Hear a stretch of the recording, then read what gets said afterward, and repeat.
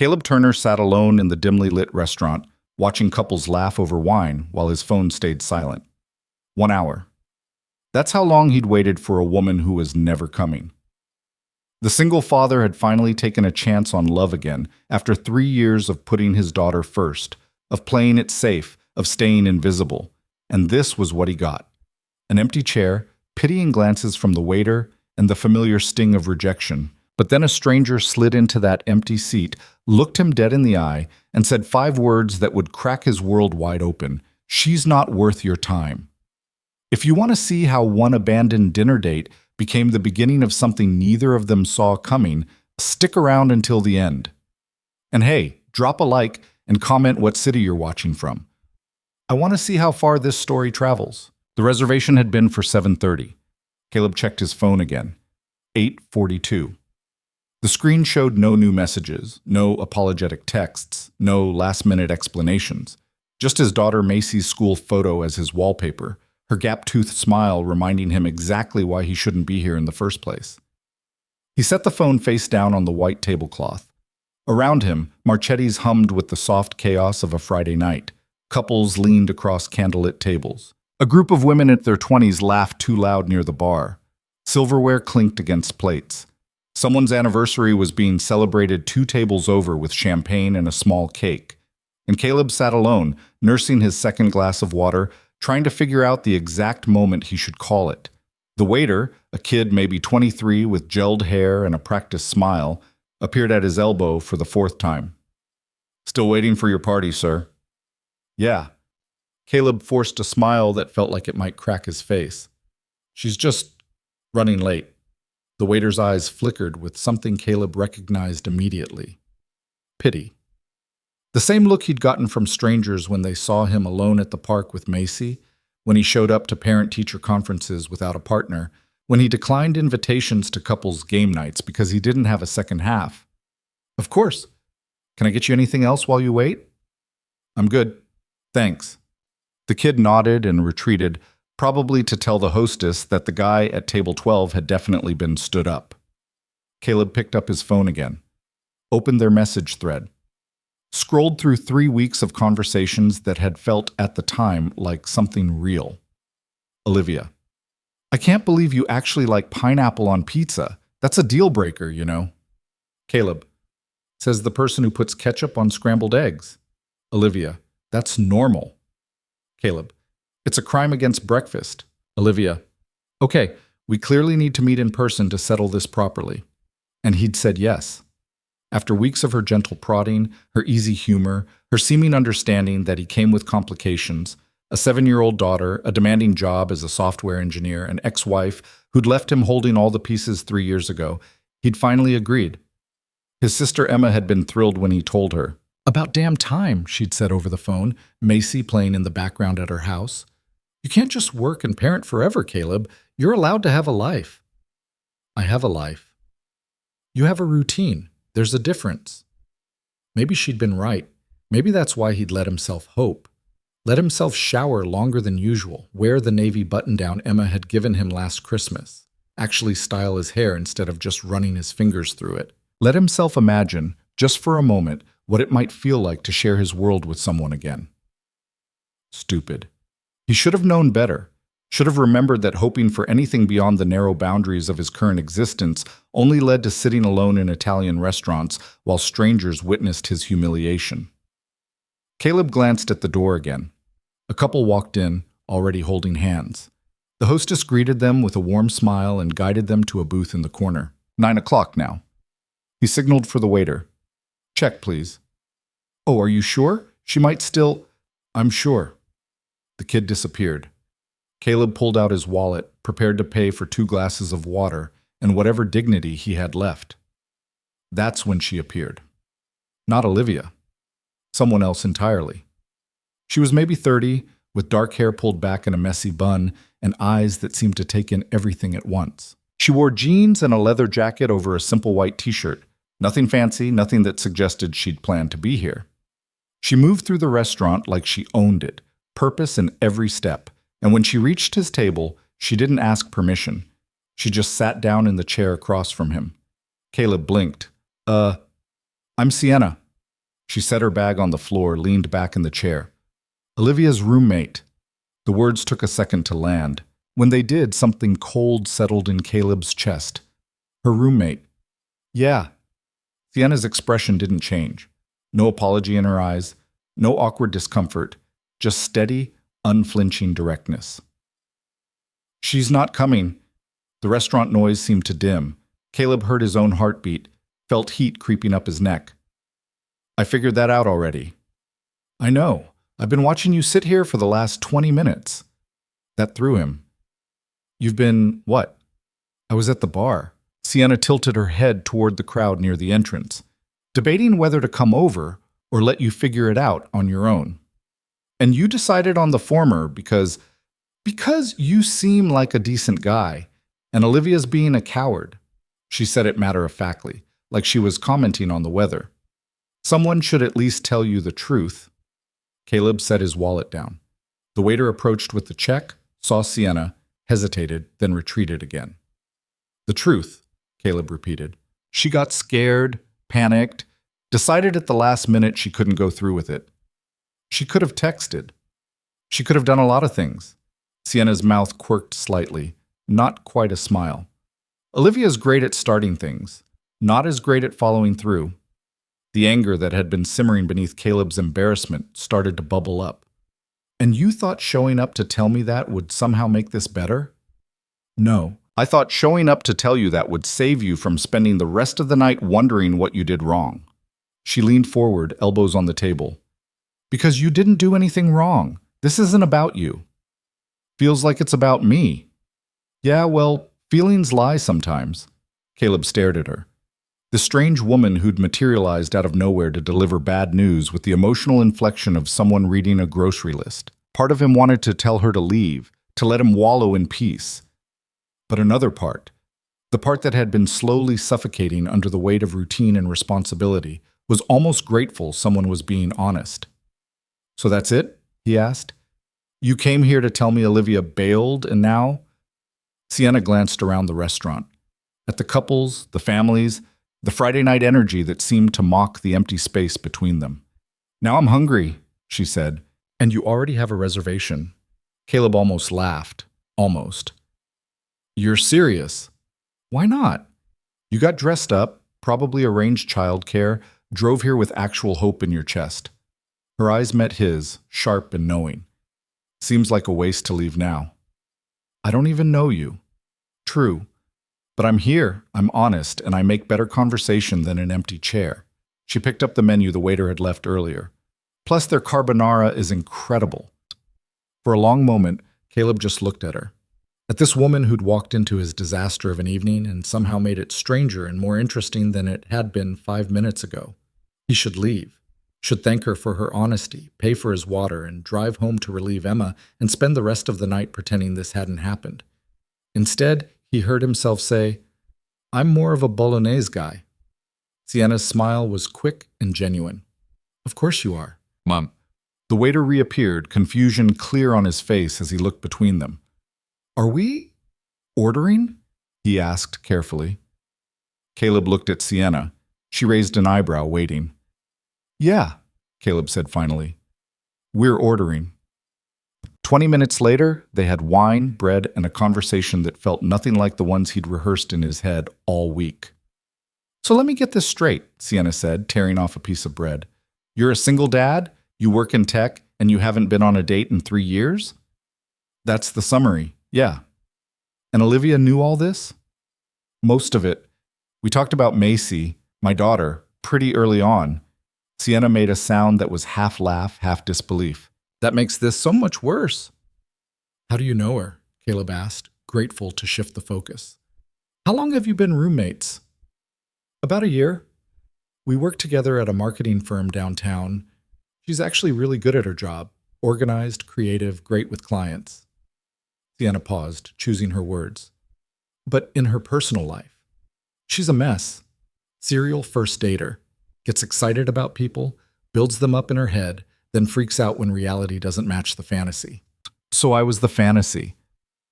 You were the idea of something. I don't think she got as far as thinking about the actual you. The wine arrived. Sienna lifted her glass.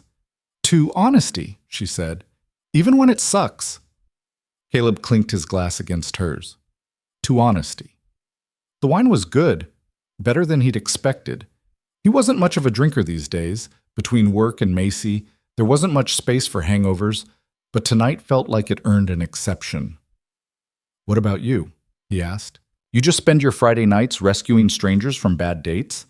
Only the ones who look sufficiently pathetic. He snorted. Thanks. You're welcome, she grinned. But no, usually I'm home with a book or binging something terrible on Netflix. This is way more interesting.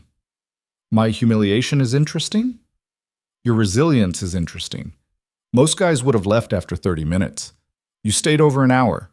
Caleb rotated his wine glass, watching the liquid catch the candlelight. I kept thinking maybe there was a good reason. Traffic, phone died, some emergency. I didn't want to be the asshole who gave up too fast. That's very optimistic of you. Or very stupid. Maybe both. Sienna's voice softened slightly. For what it's worth, it's not stupid to hope for the best in people.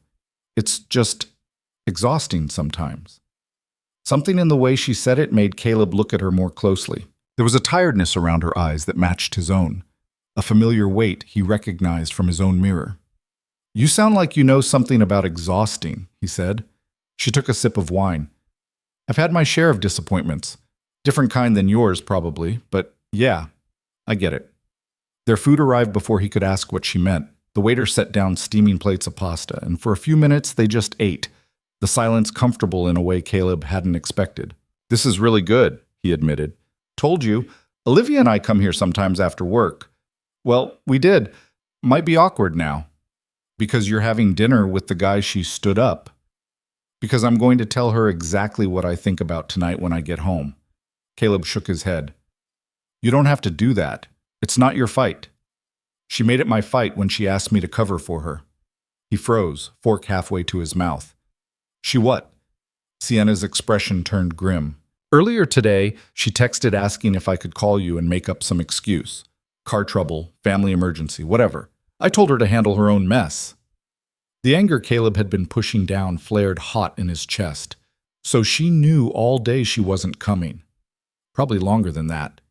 He set his fork down carefully, precisely, fighting the urge to throw something. Why didn't you warn me? Because it wasn't my place. I didn't know you. For all I knew, maybe you'd done something that made her uncomfortable, and she just couldn't articulate it. But you don't think that now. No, I watched you for 20 minutes. You checked your phone exactly 7 times. You apologized to the waiter twice for taking up the table.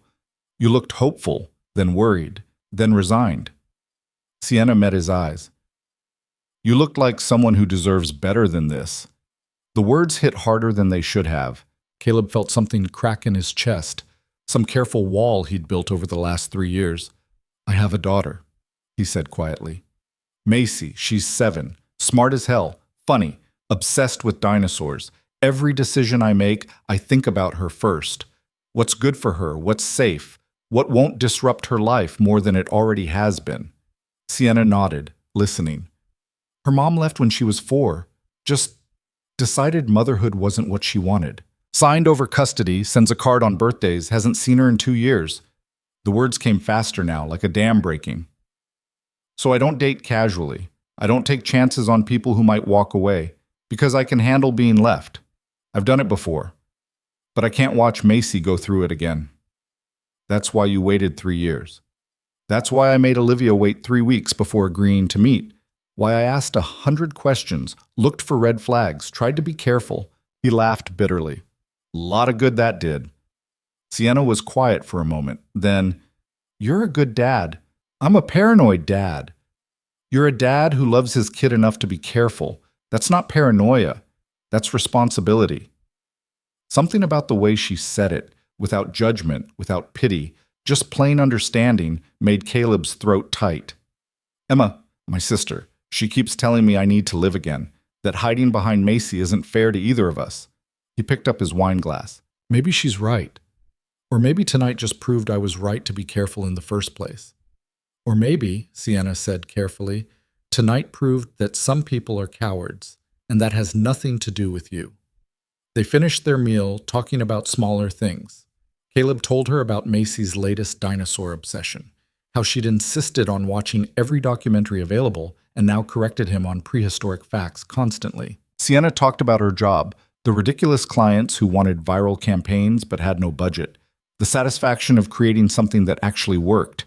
She was easy to talk to, sharp without being cruel, funny without trying too hard. She listened in a way that felt genuine, asked questions that suggested she actually cared about the answers. When the check came, Caleb reached for it immediately.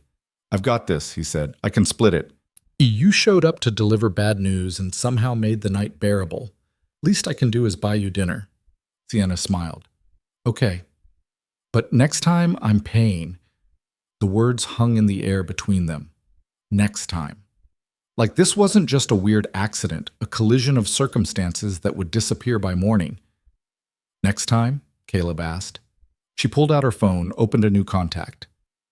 "Give me your number, unless you want tonight to be a one-time Good Samaritan thing." He should hesitate, should think about Macy, about complications, about how Sienna was Olivia's roommate and this could get messy fast. Instead, he took her phone and typed in his number. Outside, the night had turned cool. They stood on the sidewalk, the restaurant's warm light spilling out behind them. "My car's that way," Sienna said, pointing left. "Mine's the other direction." Neither of them moved. "Thank you," Caleb said finally, "for tonight, for being honest, for not letting me sit there alone." "You're welcome." She adjusted her bag on her shoulder. "And Caleb?" "Yeah?" "Olivia was an idiot, but I'm kind of glad she bailed." Before he could respond, she turned and walked away, disappearing into the Friday night crowd. Caleb stood there for a minute, processing. Then he pulled out his phone and saw a new text. Unknown. Number, "This is Sienna. Don't overthink tonight. Just let it be what it was. Two people who needed some honest conversation. Sleep well." He saved her number. Drove home. Relieved Emma, who took one look at his face and raised her eyebrows. "Well?" "It's a long story." "She stand you up?" "Yeah. But someone else showed up." Emma's expression sharpened with interest. "Someone else?" "I'll tell you tomorrow. Right now I just want to check on Macy." His daughter was asleep in her room, surrounded by plastic dinosaurs and books about the Mesozoic era. Caleb stood in the doorway, watching her chest rise and fall, and felt the familiar weight of love and fear that came with being her only parent.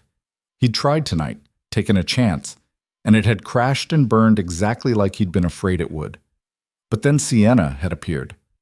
Not who he expected, not what he'd planned for, but real in a way Olivia's texts had never been. His phone buzzed. "Sienna, you overthinking yet?" Caleb, "Maybe a little." Sienna, "Stop, go to bed. Tomorrow's a new day." Caleb, "You always this bossy?" Sienna, "You always this stubborn?" Caleb, "Fair point. Good night, Sienna." Sienna, "Good night, Caleb." He set his phone on the nightstand and lay in bed, staring at the ceiling. Tomorrow he'd wake up, make Macy breakfast, take her to soccer practice, do laundry, meal prep for the week. The routine would swallow him again, safe and predictable and small. But tonight, for the first time in 3 years, he'd felt like more than just a father or an employee. He'd felt like himself, and that scared him almost as much as it thrilled him. The text started the next morning. Caleb woke to Macy jumping on his bed, her dinosaur pajamas wrinkled from sleep, her hair a wild tangle that would require negotiation and probably bribery to brush. "Dad, you promised we'd go to the Science Museum today." He had. Last week, in a moment of parental ambition, he'd looked at the calendar and thought Saturday would be perfect for an outing. Now, with approximately 4 hours of sleep and his brain still processing last night, the museum sounded like a special kind of torture. "I remember, Bug. Give me 10 minutes to wake up, okay?" 5 minutes. "Macy, 6 minutes. And I'll eat the healthy cereal instead of the chocolate one." Caleb groaned. "Deal." She bounded off the bed, leaving him staring at the ceiling. His phone sat on the nightstand, and against his better judgment, he reached for it. 3 messages from Emma, all sent around midnight, asking for details. One from his project manager about a deployment on Monday, and one from Sienna, sent 20 minutes ago. Sienna, "Morning." Olivia's awake and asking questions. Fair warning, this might get awkward. He typed back, how awkward are we talking? The response came immediately. She's stress-eating ice cream at 9 a.m. awkward. Despite everything, Caleb smiled, then felt guilty for smiling, then felt annoyed at feeling guilty. The emotional whiplash was exhausting. Caleb, not my problem anymore. Sienna, that's what I told her. She didn't take it well. Caleb, what did you say exactly? Sienna, that she's a coward who wasted a good guy's time, and if she wanted to fix it, she should start with actually apologizing instead of making me do her emotional labor. Caleb, you said all that? Sienna, I'm paraphrasing. There were more expletives involved.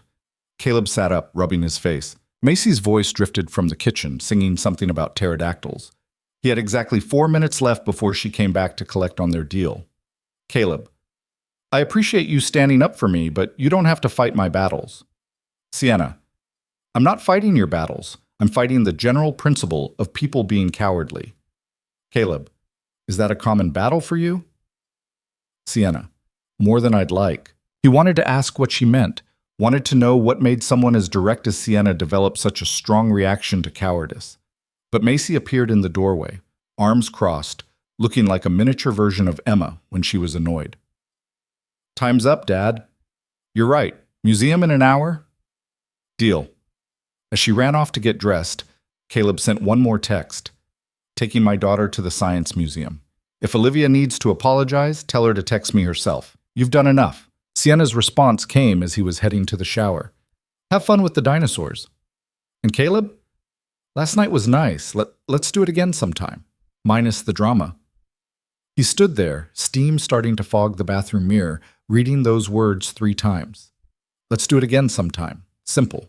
Direct. No games, no ambiguity. Just an offer, clean and honest. He typed back, I'd like that. Then he showered, made breakfast, and spent the next 6 hours listening to Macy explain why the museum got the Jurassic period display slightly wrong. The week that followed developed a rhythm Caleb hadn't expected. Monday morning, Sienna texted him a photo of her coffee with the caption, Olivia's been giving me the silent treatment for 2 days. This is the most peaceful our apartment has been in months. Caleb responded during his lunch break, Sorry you're dealing with fallout. Sienna. Don't be. I've been waiting for an excuse to tell her she needs to grow up. They fell into an easy pattern of messages. Nothing heavy, nothing demanding, just small observations about their days, screenshots of funny things they'd seen, occasional complaints about work. It felt natural in a way that Olivia's carefully crafted messages never had. Tuesday, Emma cornered him during dinner at her place. So are you going to tell me about this mysterious woman who showed up after Olivia bailed, or do I have to torture it out of you? Macy was in the living room, absorbed in a nature documentary. Caleb kept his voice low. Her name's Sienna. She's Olivia's roommate. Emma's eyes went wide. Her roommate showed up to tell you she wasn't coming? That's either really kind or really weird. Little bit of both, maybe. He pushed food around his plate. But we ended up having dinner, and it was good. Really good. Define good? Easy. No pretense. She didn't try to be anything other than exactly who she is. Emma studied him with the look she'd perfected over 34 years of being his older sister, the one that said she could see right through his defenses. You like her? I barely know her. That wasn't a no. Caleb sighed. I don't know what it is yet. We've been texting. It's nice, that's all. Is it all? He thought about Sienna's messages, the way they made him check his phone more often than he had in years, the small spark of anticipation when he saw her name on the screen. I don't know, he admitted. Maybe not. So ask her out, properly this time. Not a rescue mission, an actual date. It's complicated. She lives with Olivia. So what? Olivia's the one who screwed up. You don't owe her anything. Emma was right, technically. But the thought of wading into that particular mess made his stomach tight. What if it caused problems between Sienna and her roommate? What if things went south and it made everything awkward? What if he was reading too much into friendly texts and making a fool of himself again? I'll think about it, he said. You'll overthink it, Emma corrected, and then you'll talk yourself out of it, just like you always do. Wednesday, Sienna called him. Not texted, actually called. Caleb was in the middle of debugging code when his phone rang, her name lighting up the screen. He stared at it for 2 rings before answering. Hey. Hey yourself? You busy? Just work stuff? What's up? I need an objective opinion, and you seem like someone who gives those. She sounded slightly breathless, like she was walking fast. If your coworker asked you to lie to a client about why a project is delayed, would you do it? Caleb leaned back in his chair. No. Why? Because my boss just asked me to tell a client their campaign is delayed because of technical issues, when really it's delayed because he forgot to assign anyone to work on it until yesterday. That's not technical issues, that's incompetence. Thank you. That's what I thought. But everyone else in the office is acting like I'm being difficult for not wanting to lie. You're not being difficult, you're being honest. See, this is why I like you. You get it. Background noise suggested she was outside, traffic humming past. Sorry for calling about work drama. I just needed to hear someone say, I'm not crazy. You're not crazy. Your workplace might be, but you're not. She laughed, and the sound did something strange to his chest, made it feel lighter and tighter at the same time. Where are you? He asked. Walking to get lunch. Needed to get out of the office before I said something I couldn't take back. What would you have said? Probably something about how maybe if our boss spent less time playing golf and more time actually managing projects, we wouldn't be in this position. She paused. I wouldn't have actually said that. But you wanted to. So badly. They talked for 20 minutes.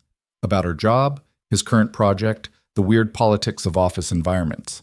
When they finally hung up, Caleb realized he'd been smiling at his computer screen for most of the conversation. His coworker, Derek, rolled his chair over. Who was that? A friend. A friend who makes you smile like that? Sure. Caleb threw a pen at him. Derek dodged, grinning. Thursday evening, Caleb was helping Macy with homework when she looked up from her math worksheet. Dad, do you have a girlfriend? He nearly choked on his coffee. What? No. Why? You've been on your phone a lot and smiling at it. Aunt Emma says that means you like someone. Aunt Emma talks too much. Is it the lady who didn't come to dinner? Caleb set his coffee down carefully. They talked about the date in vague terms. He told Macy he was meeting someone for dinner, nothing more. He tried to keep his romantic life, such as it was, separate from her world. No point introducing complications that might not last. No, that didn't work out. Good. I didn't like her. You never met her. I saw her pictures on your phone. She looked mean. Macy, you can't tell if someone's mean from a picture. Her smile didn't go to her eyes. That's what Aunt Emma says about people who are fake. Caleb stared at his 7-year-old daughter, who somehow noticed things he'd completely missed. Olivia's smile in her photos had been perfect, magazine-ready, and completely empty. You're too smart for your own good, you know that? She grinned, gap-toothed and genuine. Yep. Friday, Sienna asked if he wanted to grab coffee. The text came at 4 in the afternoon. I know it's short notice, but I'm meeting a friend for coffee at 7 near your place. Want to join? Caleb read the message 3 times. Casual, low pressure, a group thing, not a date. He should say yes. It was just coffee, with other people, completely safe. Caleb, I'd need to check if my sister can watch Macy. Sienna, no worries if not. Just thought I'd offer. He called Emma. She answered on the first ring. Please tell me you're calling because Sienna asked you out. How do you even... Did you bug my phone? I'm your sister. I have telepathy. So? Did she? Coffee, tonight, with her friend. And you're calling me to babysit? If you're available. I'm available. Go. Have fun. Talk to actual adults. Remember how to be a person. I'm a person every day. You're a dad every day. That's different. Macy was less enthusiastic when he told her. You're going out again? Just for a little while. Aunt Emma's coming over. Maybe you can convince her to make those cookies you like. The chocolate ones? If you ask nicely. She considered this. Okay, but you have to tell me about your friend. Why? Because you're being weird about it. That means it's important. He knelt down to her level. What if I told you I'm just trying to make new friends? Adult friends who like boring adult things like coffee. I'd say you're a bad liar. When did you get so smart? I've always been smart. You just notice now. Emma arrived at 6:30 with cookie ingredients and a knowing look. Caleb changed his shirt twice, settled on a casual button-down, then changed back to a Henley because the button-down felt like trying too hard. You look fine, Emma called from the kitchen. Stop stressing and go. The coffee shop was one of those trendy places with exposed brick and baristas who took their craft too seriously. Caleb arrived at 7:05, fashionably late enough to not seem desperate, and spotted Sienna immediately. She sat at a corner table with another woman, mid-30s, with bright red hair and an infectious laugh that carried across the room. When Sienna saw him, she waved him over. Caleb, this is Jenna. Jenna, Caleb. Jenna's handshake was firm. So you're the guy who got stood up. Jenna? Sienna shot her a look. What? You told me the story. It's how you met. I'm just acknowledging reality. Caleb couldn't help but smile. Yeah, that's me. Professional disaster. Hey, you turned it around. That takes skill. Jenna gestured to the counter. Grab a coffee. We're just talking about Sienna's disaster of a week. He ordered plain coffee, black, because he was still fundamentally boring, and joined them. Jenna was a graphic designer, Sienna's friend from college, and had the kind of energy that filled a room. She asked questions like she actually wanted answers, teased Sienna mercilessly, and somehow made Caleb feel included without any awkwardness. So Sienna says you're in tech, Jenna said. What kind? Software engineering, nothing exciting, database optimization, back-end systems. He's being modest, Sienna cut in. He's a senior engineer at Vantage Tech. Caleb looked at her, surprised. How do you know that? You mentioned it once. I pay attention. Something warm spread through his chest. The fact that she remembered, that she'd filed away details about his life, felt significant in a way he couldn't quite name. Vantage is solid, Jenna said. My brother works there. In marketing, I think. They talked for an hour. About work, about the city, about a documentary Jenna had watched about art forgers. Caleb found himself relaxing in a way he rarely did around new people. Jenna's presence somehow made things easier, less weighted with possibility and fear. Around 8:30, Jenna's phone rang. That's my cue. Boyfriend emergency. She stood, grabbing her jacket. Caleb, it was great meeting you. Sienna, don't do anything I wouldn't do. That leaves a pretty wide range, Sienna called after her. Jenna waved and disappeared into the night, leaving them alone. The energy shifted. Not bad. Just different. More intimate. Caleb suddenly became very aware of the small table between them, how close their hands were to touching. Sorry about her, Sienna said. She's a lot. I liked her. She's fun. She's also extremely nosy and will definitely interrogate me later about you. What will you tell her? Sienna tilted her head, considering. That you're nice, easy to talk to, better than I expected. Better than expected? Should I be insulted? After Olivia's disaster, my expectations were pretty low for anyone in her orbit. I was never in her orbit. I was just nearby. And now? The question hung between them. Caleb knew what she was really asking, what this was, what it might become, whether they were just friends or something else. Now I'm grateful she didn't show up, he said carefully, because otherwise I wouldn't have met you. Sienna's expression softened. That's a good answer. It's an honest one. Those are usually the same thing. They stayed until the coffee shop started closing, chairs being stacked on tables around them. Outside, the night had cooled, autumn starting to edge into winter. My car's that way, Sienna said, pointing down the street. I'm parked the other way. They stood there, neither moving. Last time had been easier. Last time there'd been the excuse of Olivia, of spontaneity, of accident. This time they'd chosen to be here, and that made everything feel heavier. I should get back to Macy, Caleb said. How is she? The dinosaur expert. Currently trying to convince me we need to adopt a bearded dragon because it's technically a reptile, and therefore basically a dinosaur. Sienna laughed. Is it working? Not yet, but she's persistent. She gets that from you, I bet. From her, actually. Kid's stubborn as hell. Good. The world needs more stubborn women. Caleb looked at her. Really looked. At the way the streetlight caught her hair, the easy confidence in her posture, the directness in her eyes that had caught him off guard a week ago. "I want to see you again," he said. "Not coffee with friends. Just us." "Asking me on a date, Caleb Turner?" "Yeah, I am." She smiled. "Took you long enough." "Is that a yes?" "That's a yes." They made plans for Saturday. Dinner, somewhere quieter than Marchetti's. Somewhere they could actually talk. Nothing fancy, nothing that felt like too much pressure. Just two people trying to figure out what this could be. Caleb drove home with that warm feeling still in his chest, the one that felt dangerous and hopeful in equal measure. Emma was waiting when he got back, Macy already asleep. "Well?" "We're going out tomorrow. Actual date this time." Emma's smile was triumphant.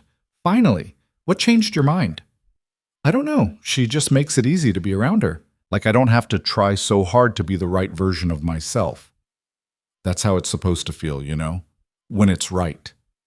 Caleb thought about that after Emma left, standing in Macy's doorway watching her sleep. The fear was still there. Fear of disrupting their life, of introducing someone who might leave, of opening himself up to hurt again. But underneath the fear was something else, something that felt like possibility. Saturday afternoon, Caleb was getting ready when his phone rang. Unknown number. He almost didn't answer. "Hello? Caleb? This is Olivia." His hand tightened on the phone. In the background, he could hear Macy singing in her room, the normalcy of the moment contrasting sharply with the voice on the line. "Olivia, I know you probably don't want to hear from me. Sienna made it pretty clear I screwed up." Her voice wavered slightly. "But I needed to apologize. Really apologize, not just send a text." "Okay, I'm listening." I panicked. The whole week before our date, I kept building it up in my head. And by Friday, I'd convinced myself it would be a disaster. That I wasn't ready, that you'd figure out I wasn't good enough, that it was safer to not show up than to try and fail. Caleb sat down on his bed. Part of him wanted to be angry, part of him just felt tired. "You could have told me that." "I know, I should have. But I'm not good at hard conversations. I'm good at starting things, terrible at following through. It's a pattern. It's why I'm still single at 31. Why Sienna's mad at me, why I keep making the same mistakes over and over." "Why are you telling me this?" "Because you deserved better. You deserved honesty. And because Sienna's been dating you, or about to date you, or whatever you two are doing, and watching her be brave enough to just go for it made me realize how cowardly I've been." The words clicked into place. "Wait, Sienna's been..." "You didn't know?" Olivia laughed, no humor in it. "She's been talking about you all week. How easy you are to talk to, how real you are, how different you are from the guys she usually meets. I thought you knew." Caleb's mind raced. All those texts, the coffee shop, the date tonight. He'd thought he was pursuing Sienna, but maybe she'd been pursuing him too. "I should go," Olivia said. "I just wanted to say I'm sorry, really sorry. And I hope things work out with Sienna. You both deserve something good." "Olivia." "Yeah?" "Thank you for calling. It means something." After she hung up, Caleb sat there processing. Then he called Sienna. She answered immediately. "Hey, I was just about to text you about tonight. I found this..." Olivia called me. Silence. Then, "Ah. She said you've been talking about me all week." "That's accurate." "Why didn't you tell me?" "Because I didn't want to scare you off." Sienna's voice was quiet. "You're careful, thoughtful. You don't rush into things. I figured if I came on too strong, you'd pull back. So you just kept it light." "I kept it honest. Everything I said was true. I just didn't mention that I was checking my phone every hour, hoping you'd texted." Caleb smiled despite himself. "Every hour." "Sometimes more. It's embarrassing, honestly. I was doing the same thing." "Really?" "Really." He stood, pacing his room. "I'm picking you up at 7, same plan as before. But now I know this isn't just me hoping. It's both of us trying. That changes things." "Changes them how?" "Makes them scarier and better." "Yeah," Sienna said softly. "Yeah, it does." That night, Caleb stood in front of his closet for 15 minutes before Macy appeared in the doorway. You're nervous. I'm not nervous. You're doing the thing where you reorganize your shirts. You only do that when you're nervous. He looked down. She was right. He'd been moving hangers back and forth without actually choosing anything. Okay, maybe a little nervous. Is she nice? Yeah, really nice. Then you don't have to be nervous. Nice people don't make you feel bad. Caleb knelt down, pulling his daughter into a hug. When did you get so wise? I've always been wise. You just don't listen. I listen. Then wear the blue shirt. It's your best one. He wore the blue shirt. Sienna lived in a converted warehouse on the east side, the kind of building that used to house manufacturing equipment and now held overpriced lofts with exposed brick and industrial lighting. Caleb parked on the street, checked his reflection in the rearview mirror one last time, and told himself to stop being ridiculous. It was just dinner, with a woman who made him check his phone every hour, who'd shown up when someone else hadn't, who seemed to see him as more than just a cautious single father trying not to screw up his life. No pressure at all. He was halfway to the entrance when his phone buzzed. Emma, how's the shirt look? Caleb, how do you even know I'm wearing it? Emma, Macy texted me. She's very invested in this date. Caleb, she's 7. Emma, and smarter than both of us. Now go get her and stop overthinking. The building's lobby smelled like coffee and old wood. Caleb found the buzzer for Unit 4B, pressed it, and waited. The intercom crackled. I'll be right down, Sienna's voice came through, slightly distorted. I can come up. No, trust me. You don't want to. Olivia's home and it's awkward enough without adding you to the mix. Right.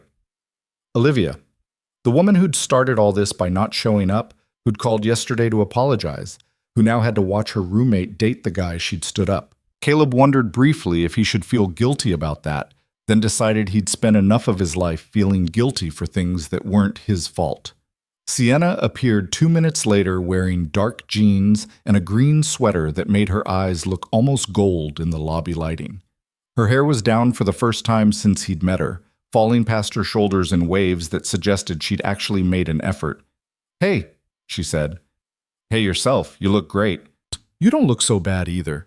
Blue's definitely your color. My daughter told me to wear it. Sienna smiled. Smart kid. They walked to his car. Caleb opened her door, felt momentarily self-conscious about the action, then decided he didn't care. His mom had raised him to open doors. Some habits weren't worth breaking.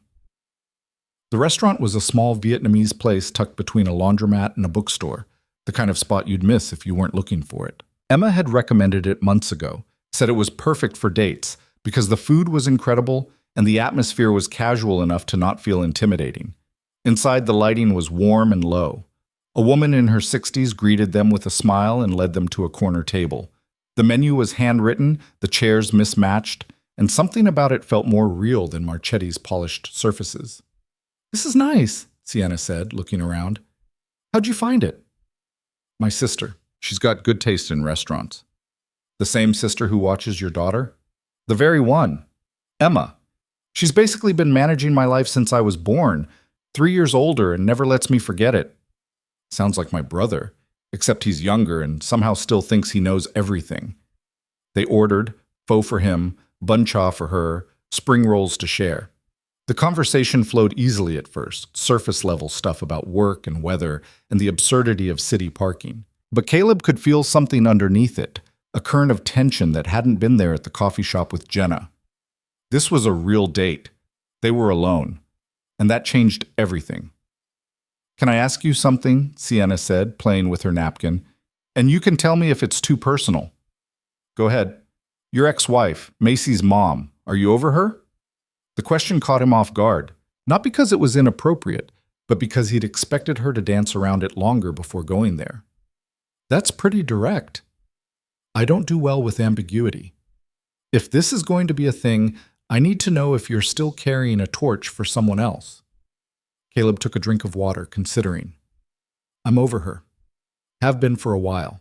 But the anger took longer to fade than the love did. What do you mean?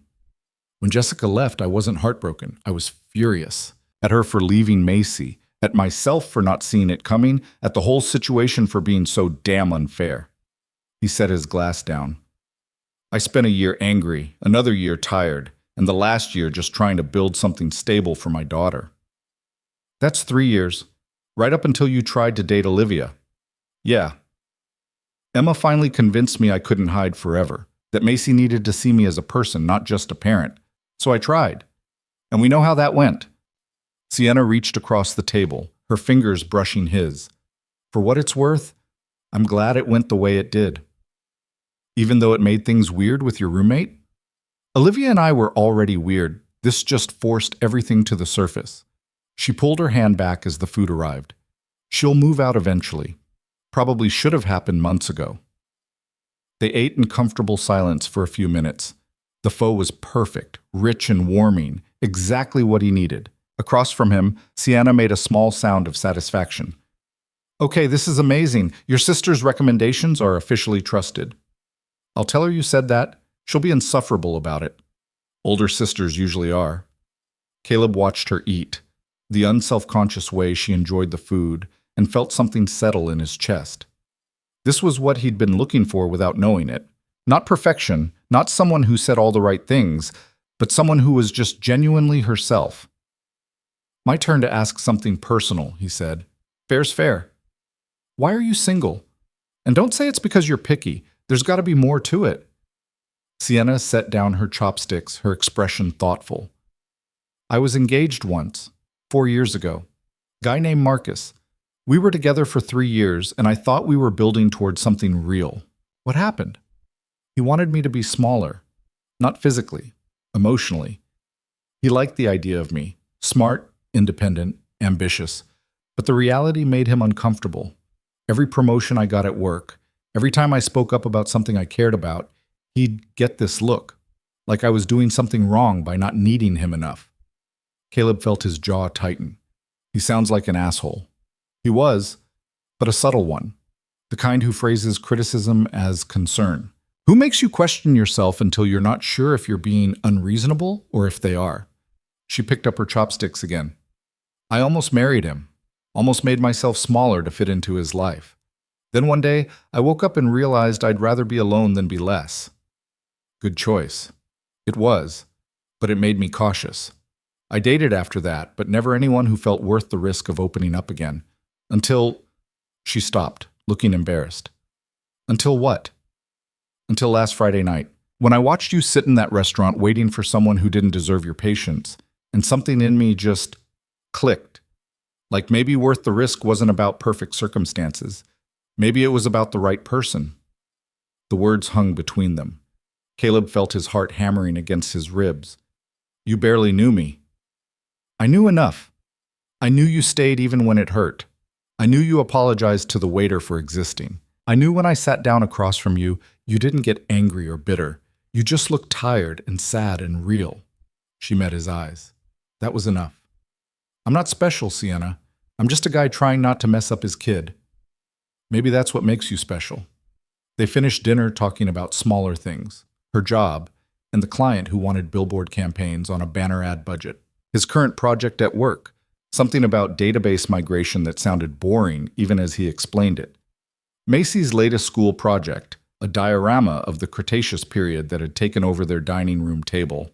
When the check came, Caleb reached for it. Sienna raised an eyebrow. I can pay for myself. I know, but I asked you out. Let me get this one. Fine, but next time is on me. Next time? You think I'm letting you get away after one date? Caleb smiled. Just checking. Outside, the temperature had dropped.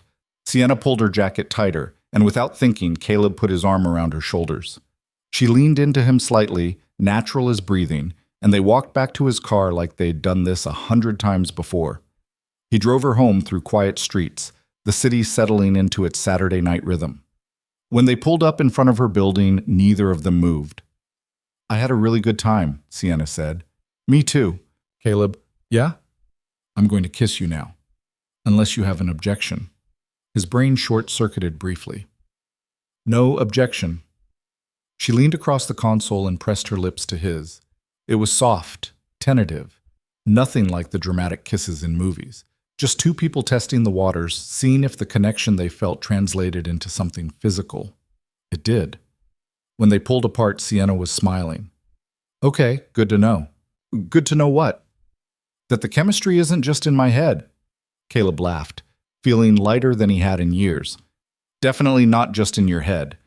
She got out of the car, then leaned back in through the window. Text me when you get home, so I know you made it safely. It's like 10 minutes. Still, humor me. He did.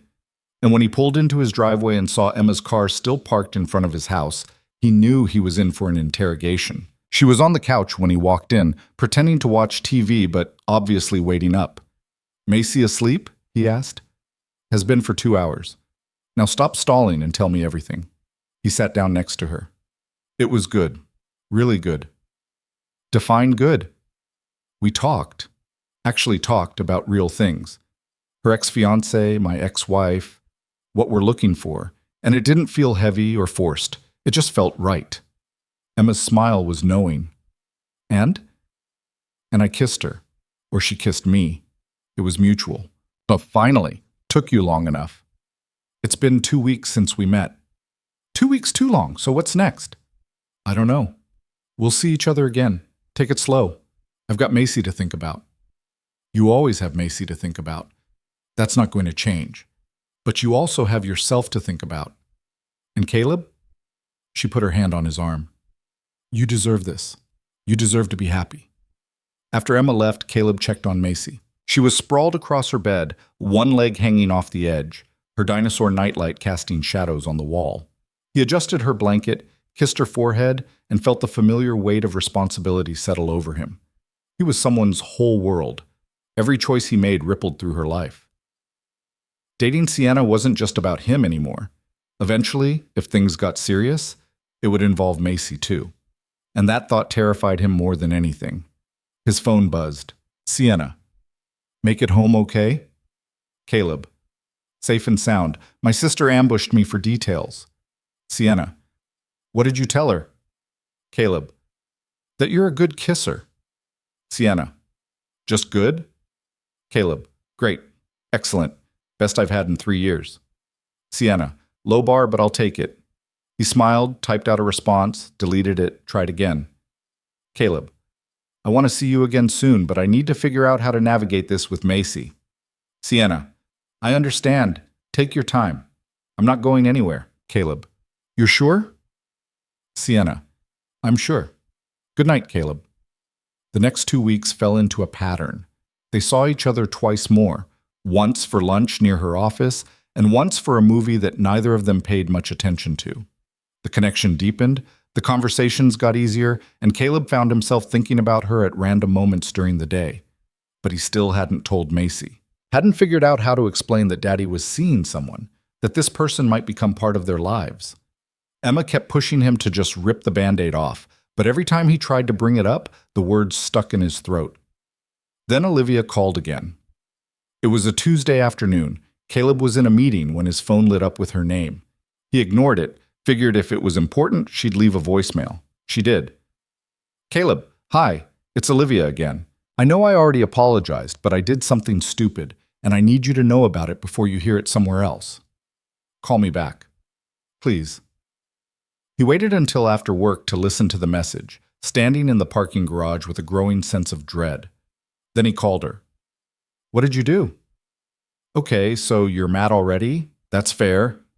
Olivia, what did you do? She took a breath. There's this radio show, Morning Drive with Danny and Lisa.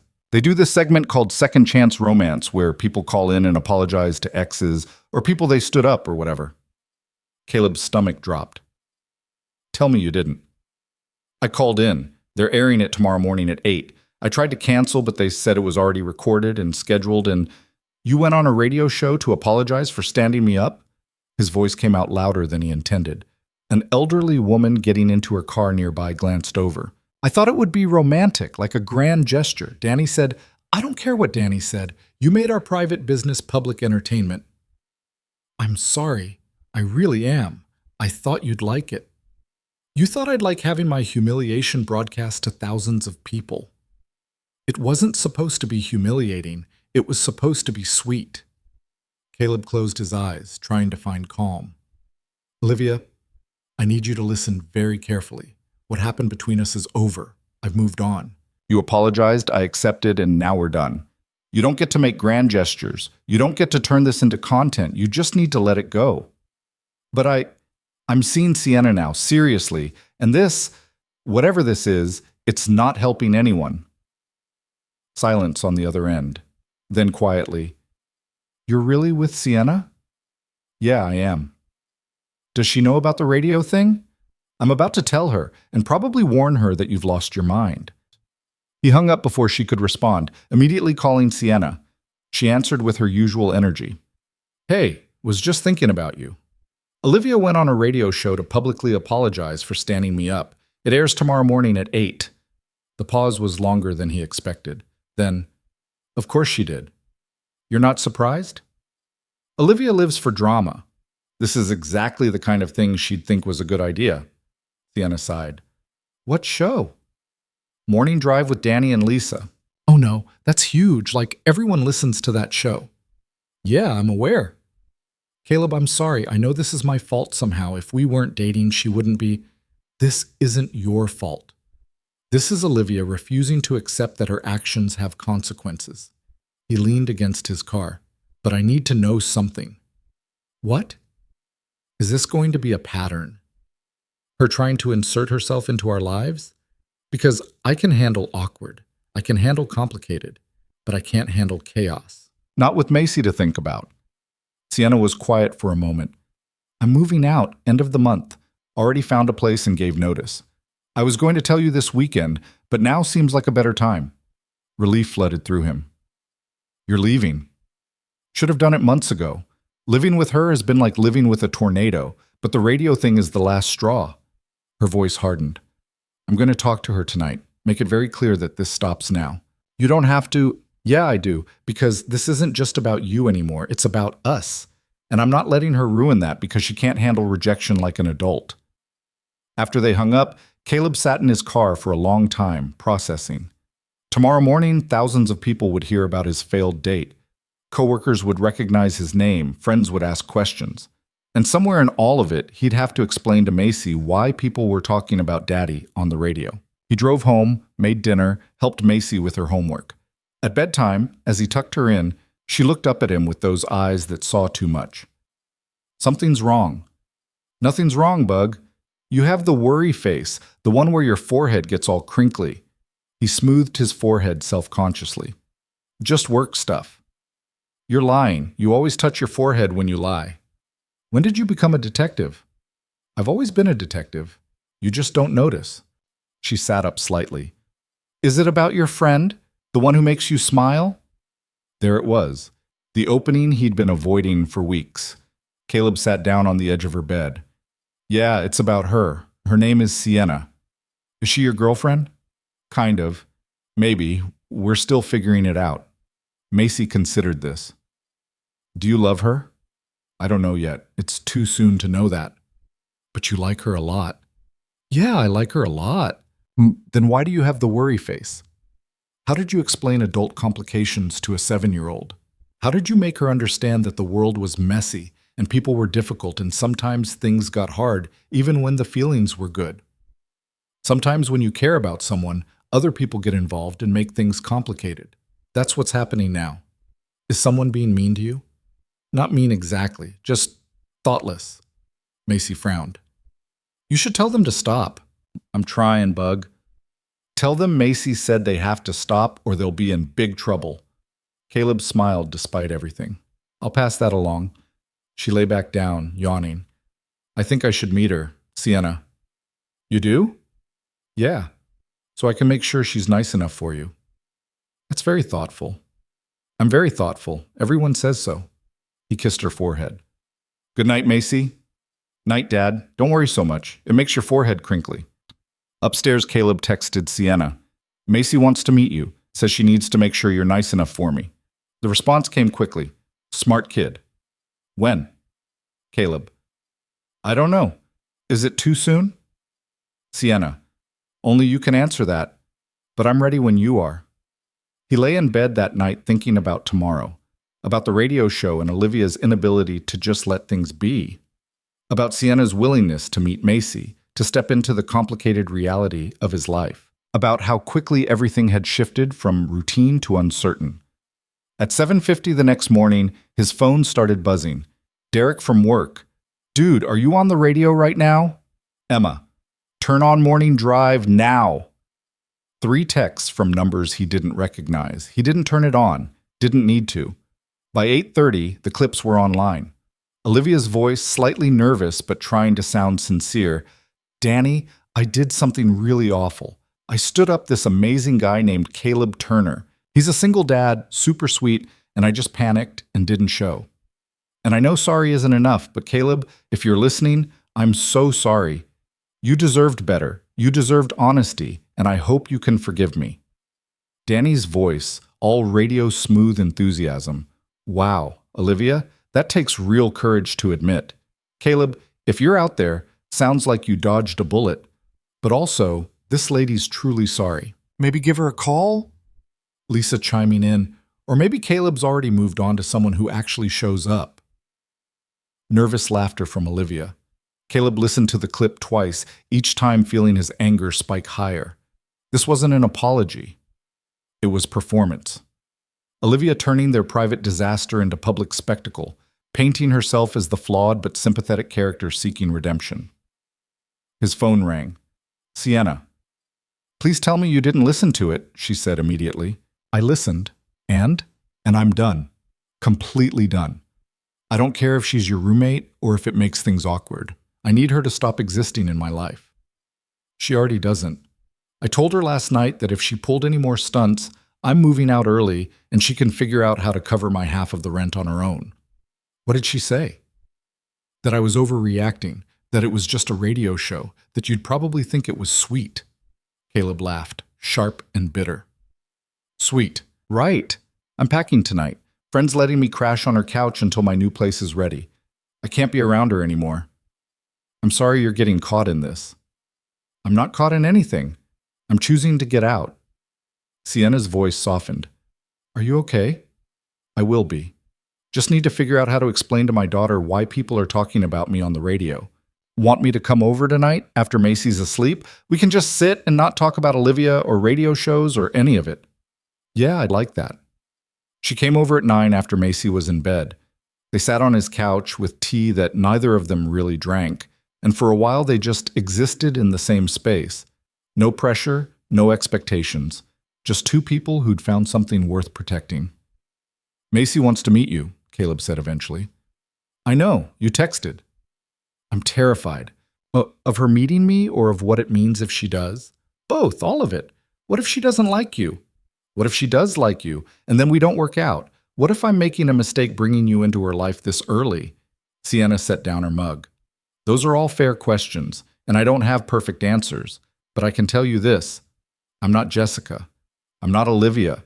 I'm not someone who runs when things get real. How can you know that? We've known each other 3 weeks.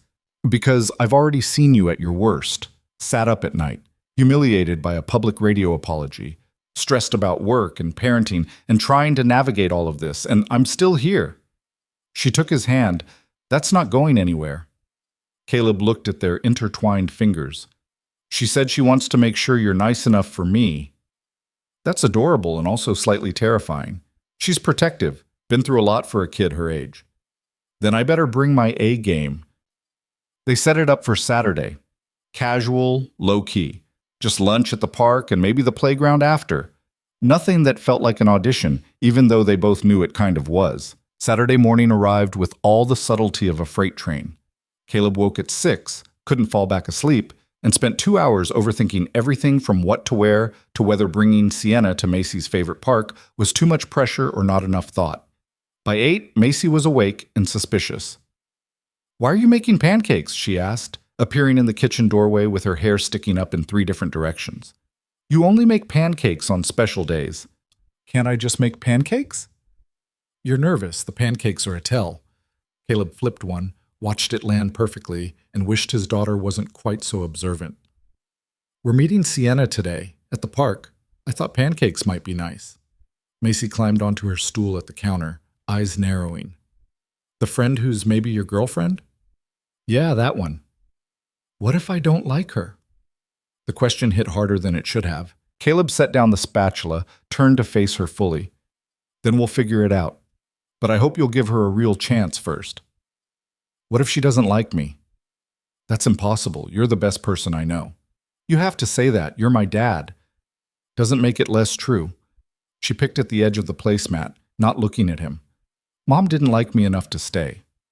The words landed like a punch to the gut. They'd talked about Jessica before, in age-appropriate ways, but Macy rarely brought her up directly. Hearing it now, the morning he was introducing her to someone new, felt like the universe testing him. Caleb came around the counter, knelt beside her stool so they were eye level. Your mom leaving had nothing to do with you. That was about her, about things she couldn't handle. You are the most lovable person in the entire world. Then why do you look so scared about me meeting Sienna? Because I care what you think. Because your opinion matters more than anyone else's. Because I need you to be okay with this before it can go anywhere. Macy studied him with those two old eyes. What if I say I don't want you to have a girlfriend? Then we'd talk about why. And I'd listen, really listen. But you'd be sad. Maybe, but you'd still come first. She seemed to weigh this, her 7-year-old brain processing adult complications. Finally, she nodded. Okay, I'll meet her, but I'm watching her very carefully. I'd expect nothing less. They ate pancakes mostly in silence. Caleb's phone buzzed twice with texts from Sienna, both attempting humor to cut through the tension they were both feeling. Sienna, just tried on 6 different outfits. Is there a dress code for meeting judicious 7-year-olds? Caleb, casual, comfortable, prepared to discuss dinosaurs. Sienna, I studied last night. Did you know the Spinosaurus was likely semi-aquatic? Caleb, Macy will either love you or test you on that. Sienna, no pressure then. The park was 15 minutes away, an old neighborhood spot with good playground equipment and enough space that it never felt crowded. Caleb had suggested meeting there at 11, neutral territory where Macy would feel comfortable and Sienna wouldn't feel trapped. They arrived at 10:50. Macy had changed her outfit 3 times, finally settling on jeans and her favorite purple shirt with a T-Rex on it. She'd insisted on brushing her own hair, which meant it was slightly lopsided, but Caleb had learned to pick his battles. There she is, Macy said, pointing. Sienna stood near the entrance, wearing jeans and a simple blue sweater, her hair pulled back in a ponytail. She looked nervous, which somehow made Caleb feel better. At least he wasn't alone in this. She spotted them and waved, walking over with a smile that looked only slightly forced. Hey, Caleb said. Hey yourself. Sienna looked down at Macy. You must be Macy. I've heard a lot about you. Macy's expression was unreadable. I've heard about you too. All good things, I hope. Dad said you showed up when someone else didn't, that you were honest when you could have lied. Sienna blinked, clearly not expecting that level of directness. That's true. I try to be honest, even when it's hard. Good. I don't like liars. Me neither. They stood there for a moment, sizing each other up. Caleb resisted the urge to fill the silence, to smooth over the awkwardness. This was Macy's show. She needed to run it her way. Do you like dinosaurs? Macy asked finally. I'm learning to. Your dad mentioned you're an expert. I know a lot, probably more than most adults. I believe it. Did you know the Spinosaurus was probably semi-aquatic? Macy's eyes lit up. You know about Spinosaurus? Just that one fact. I was hoping you could teach me more. And just like that, the ice cracked. Not shattered, not melted away completely, but cracked enough for something to start seeping through. They walked to a picnic table. Caleb had packed sandwiches and chips, nothing fancy, just easy food they could eat while talking. Macy launched into an explanation of the Spinosaurus's adaptations, complete with hand gestures and sound effects. Sienna listened with what appeared to be genuine interest, asking questions that suggested she was actually paying attention. So the sail on its back, Sienna said, was that for temperature regulation or display? Scientists think maybe both, but mostly thermoregulation because it lived in hot climates. That's smart. Built-in cooling system. Exactly. Macy took a bite of her sandwich, chewed thoughtfully. Do you have any hobbies? The subject change was abrupt but deliberate. Caleb recognized his daughter's interview technique. She'd cycle through topics, watching for inconsistencies or false enthusiasm. I like reading, Sienna said, and hiking when I have time. Oh, and I'm terrible at painting, but I do it anyway because it's fun to be bad at something. Why would you do something you're bad at? Because being good at everything is boring, and sometimes the fun is in trying, not in being perfect. Macy considered this. I'm bad at math. Math's hard. What kind gives you trouble? Word problems. I can do the numbers, but when they hide them in stories, I get confused. That's because word problems are basically puzzles disguised as math. You have to translate the story into numbers first. How do you do that? Sienna pulled out a napkin and a pen. Okay, let's say the problem is Sarah has 12 cookies and gives away 4 to her friend. How many cookies does Sarah have left? 8. Right, but the story part is the distraction. The real math is 12 minus 4. So when you see a word problem, try to find the actual numbers and what they're asking you to do with them.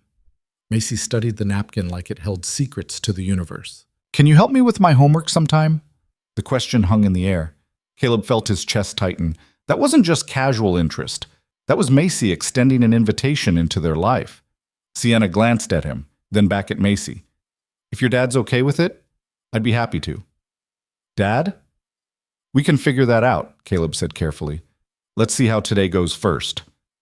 After lunch, Macy dragged them to the playground. She showed Sienna her favorite climbing structure, the one she'd conquered after weeks of being too scared to try. Demonstrated her technique on the monkey bars, which involved more swinging than actual bar-to-bar movement, but got the job done. Sienna gamely tried the monkey bars herself, made it 3 bars before dropping off with exaggerated drama that made Macy laugh. You have to use your momentum, Macy explained. Like this. She demonstrated again. Sienna tried again, this time making it 5 bars. Better, Macy declared. You just need practice. Guess I'll have to come back then. Caleb watched from a bench, his heart doing complicated things in his chest. This was what he'd been afraid of. Macy connecting with Sienna, forming an attachment that could break if things didn't work out. But it was also what he'd hoped for. Seeing his daughter laugh, seeing her open up to someone new, it felt like watching something frozen finally start to thaw. His phone buzzed. Emma. Emma. How's it going? Caleb. Good, really good, actually. Emma. Macy likes her? Caleb. I think so. They're doing monkey bars together. Emma. That's huge. Macy doesn't share the monkey bars with just anyone. Emma. Don't screw this up. Caleb. Thanks for the vote of confidence. Around 2, Macy started to fade. The social energy required for meeting someone new had clearly maxed out. She became quieter, less animated, started gravitating back toward Caleb. I think we should probably head home, he said. Someone has homework to finish. I don't want to do homework, Macy protested, but half-heartedly. I know, but that's the deal. Play first, homework after. Sienna stood, brushing wood chips off her jeans. I should get going anyway. I've got some packing to finish. You're moving? Macy asked. Yeah, getting a new apartment next week. Because of the lady who didn't show up for Dad's date? Sienna's eyebrows shot up. She looked at Caleb, who shrugged helplessly. Macy knows most things, he said. We don't really do secrets in our house. That's healthy, Sienna said, recovering quickly. And yeah, partly because of her, but also because it was time for a change. Good. Dad said she was thoughtless. I don't think thoughtless people should live with you. Your dad's pretty smart. Macy nodded seriously. I know. They walked back to the parking lot together. At Sienna's car, there was an awkward moment where no one was quite sure what the goodbye should look like. Macy solved it by stepping forward and offering her hand. It was nice to meet you, Sienna. Sienna shook it solemnly. It was nice to meet you too, Macy. Thanks for teaching me about dinosaurs. You're welcome. You can come back if you want, to practice monkey bars. I'd like that. After Sienna drove away, Macy was quiet on the ride home. Caleb let her process, didn't push for immediate reactions, but when they pulled into the driveway, she spoke. I like her. Relief flooded through him. Yeah? She didn't treat me like a baby, and she actually listened when I talked. Not the fake listening adults do sometimes where they're just waiting for you to stop talking. Those are good reasons to like someone. Are you going to marry her? Caleb nearly drove into the mailbox. What? No, we just started dating. But you might. Later. Macy, I don't know what's going to happen later. I just know I like her and I think she's good for me, for us. Okay, as long as she doesn't try to be my mom. I already have a mom, even if she's not here. The words twisted something in Caleb's chest. Sienna would never try to replace your mom. Nobody could do that. Good. That night after Macy was asleep, Sienna called. So, she said, did I pass? With flying colors, apparently. She said you actually listened to her. Of course I listened. She's interesting, smart as hell. I can see why you're proud of her. She asked if I was going to marry you. Sienna laughed. Jesus, she doesn't mess around. She wanted to make sure you wouldn't try to replace her mom. The laughter faded. I would never. That's not what this is. I know. I told her that. How do you feel about today? Sienna asked. Honestly? Caleb thought about it. The nervousness, the moment when Macy and Sienna had connected over dinosaurs, the way something had shifted in his chest watching them on the monkey bars together. Terrified, he admitted. But in a good way. Like standing at the edge of something new and not knowing if you should jump, but wanting to anyway. That's oddly poetic for a software engineer.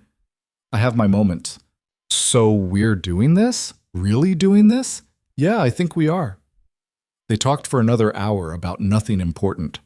Her packing progress, his upcoming project deadline, a documentary she'd watched about deep-sea creatures, normal, easy conversation that made the space between them feel smaller. The following week, Olivia called him again. He almost didn't answer. Had in fact developed a policy of not answering calls from her, but this time something made him pick up. What, Olivia? I need help. The words were quiet, stripped of the usual drama. Something in her tone made him pause. What kind of help? My mom. She had a stroke. I'm at the hospital and I don't know what to do and Sienna's not answering and I needed to call someone. Caleb's anger deflated. He didn't like Olivia, didn't trust her, didn't want her in his life. But he wasn't the kind of person who ignored someone in actual crisis. Which hospital? St. Catherine's. But you don't have to come. I just needed to tell someone, and you were the only person who... Her voice cracked. I'm sorry. I shouldn't have called. I'm coming. Give me 20 minutes. He called Emma, asked if she could watch Macy for an emergency. Then he texted Sienna explaining what was happening. Her response came quickly. Sienna. She called you? Why not me? Caleb. She said you weren't answering. Sienna. Because I blocked her number after the radio stunt. Damn it. I'll meet you there. St. Catherine's emergency room was the particular kind of fluorescent nightmare that all hospitals seemed to be. Caleb found Olivia in the waiting area, looking smaller than he'd ever seen her. Her makeup was smudged, her hair messy, and she was shaking slightly. Thank you for coming, she said when she saw him. You didn't have to. How's your mom? They're running tests. They said it was a mild stroke, caught early, but they need to make sure there's no bleeding or blockage. She wiped at her eyes. I'm her emergency contact and I panicked, and I didn't know what to do. Caleb sat down next to her, maintaining careful distance. Is there other family? Someone else who should be here?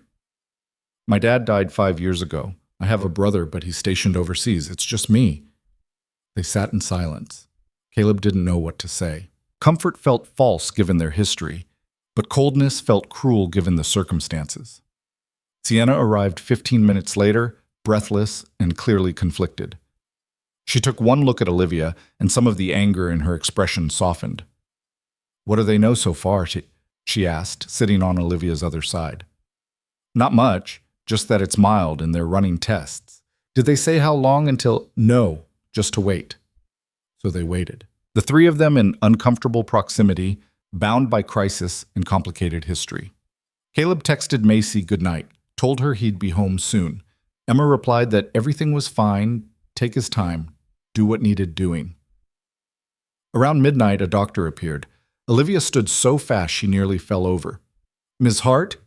Your mother's stable. The stroke was minor, affecting a small portion of her motor cortex. We've started her on blood thinners, and she'll need some physical therapy, but the prognosis is good.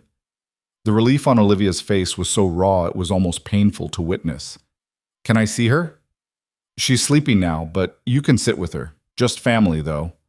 Olivia glanced at Sienna, then at Caleb. Thank you both for being here. I know I don't deserve it. Just go see your mom, Sienna said gently. After Olivia disappeared through the double doors, Caleb and Sienna sat back down. You blocked her number? He asked. After the radio thing, I was done. Sienna rubbed her face. I feel like an asshole now. You're not an asshole, you set a boundary. A boundary that meant she couldn't reach me when she actually needed help. She reached me. It worked out. Sienna leaned against him, her head on his shoulder. You're a better person than I am. I just happened to answer the phone. Don't canonize me yet. They drove home separately around 1 a.m. Caleb relieved Emma, who asked no questions but gave him a look that said they'd be talking about this later. He checked on Macy, found her sprawled across her bed with a book about marine dinosaurs open on her chest. His phone buzzed as he was getting ready for bed. Sienna. Home safe, still processing tonight. Caleb. Same. How do you feel? Sienna. Guilty. Relieved her mom's okay. Angry that I feel guilty. It's a whole thing. Caleb. You're allowed to have complicated feelings about her. Sienna. I know. Doesn't make it easier. Caleb. Nothing about this is easy. Sienna. No. But we're doing it anyway. Caleb. Yeah, we are. The next morning, Olivia texted him. Olivia. Mom's doing better. They're moving her to a regular room today. Thank you for last night, really. Caleb. Glad she's okay. Olivia. I know I've been a mess. The date, the radio thing, all of it. I'm working on myself. Seeing a therapist finally. Caleb. That's good. Everyone could use therapy. Olivia.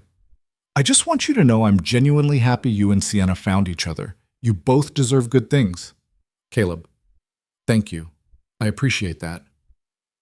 It felt like closure, real closure, not the performative kind she'd attempted on the radio. Just two people acknowledging that things hadn't worked out and moving on with genuine goodwill. He showed the messages to Sienna later that day when she came over for dinner. Macy was in the living room building an elaborate dinosaur habitat out of couch cushions. Think she means it? Sienna asked, reading over his shoulder. I think she's trying to. Whether she can actually follow through is another question. Fair enough. Sienna set down the phone. I'm moving tomorrow. Want to help? You're asking me to lift heavy things? I'm asking if you and possibly Macy want to be part of the next chapter. My new place is smaller, close to a good elementary school, has a park nearby. I picked it thinking about, the future. Caleb's heart did that complicated thing again. The future. Too much? No, just right amount of terrifying. She smiled. Good. Because I got a place with 2 bedrooms.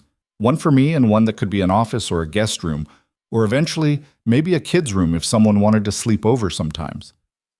Sienna, I'm not trying to rush anything. I'm just being honest about what I'm hoping for. If that's too much, tell me now. Caleb looked toward the living room where Macy was narrating an epic battle between a T-Rex and a Triceratops. Looked back at Sienna, who was watching him with open vulnerability. It's not too much, he said. It's actually exactly what I needed to hear. Yeah? Yeah. Because I've been hoping for the same thing and terrified to say it out loud. She kissed him, soft and certain. When they pulled apart, Macy was standing in the doorway. Are you guys going to be gross all the time now? Caleb laughed. Maybe sometimes. That okay with you? Macy pretended to think about it.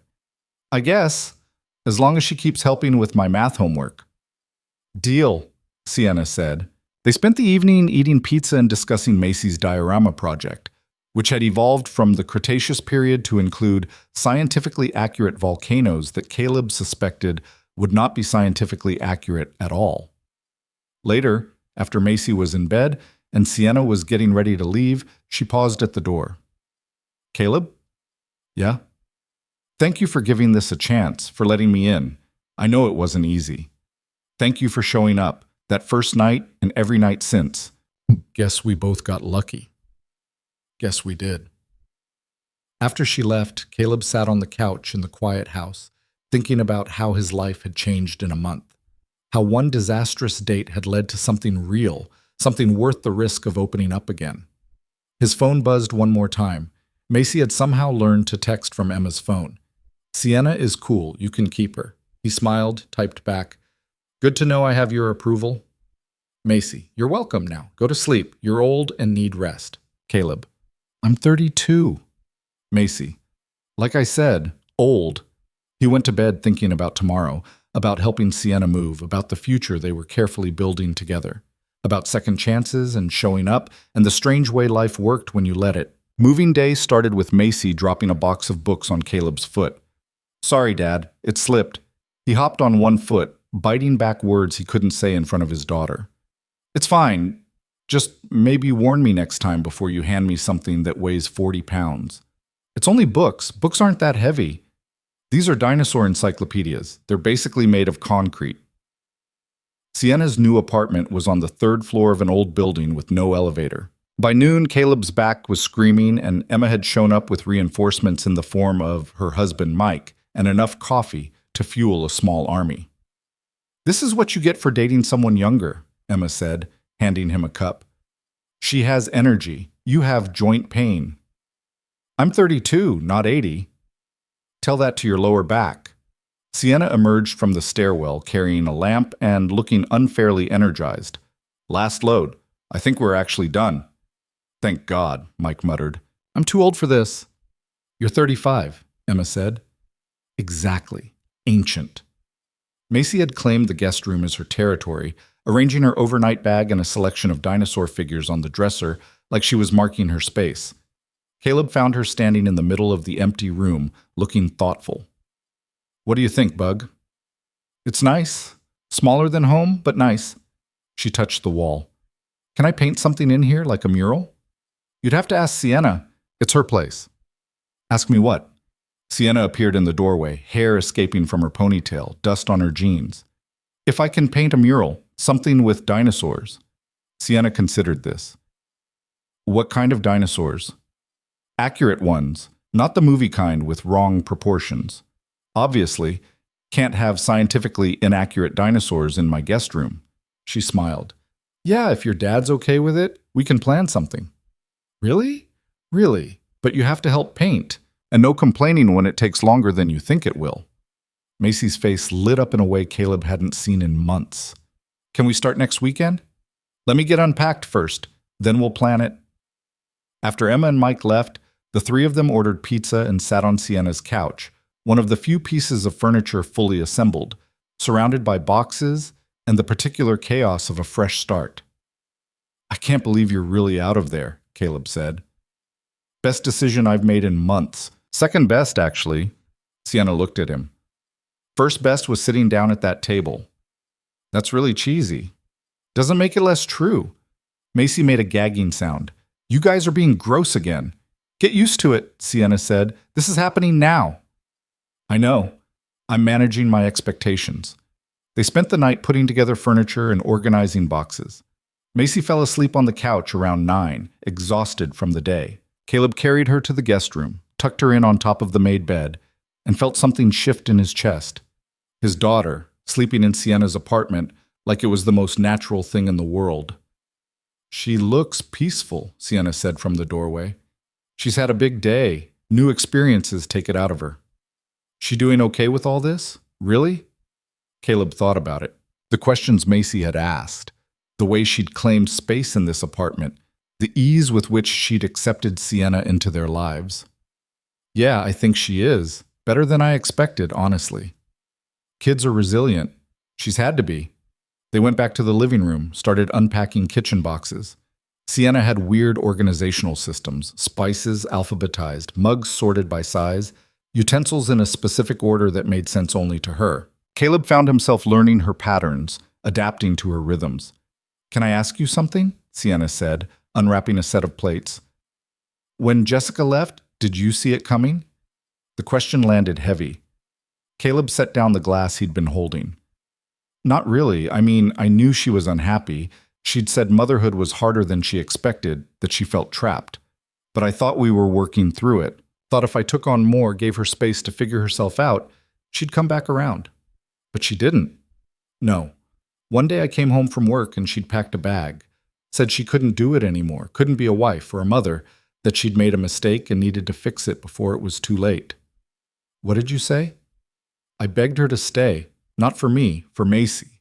Offered couples therapy, individual therapy, time apart, anything. She just kept saying she was sorry, that this wasn't the life she wanted.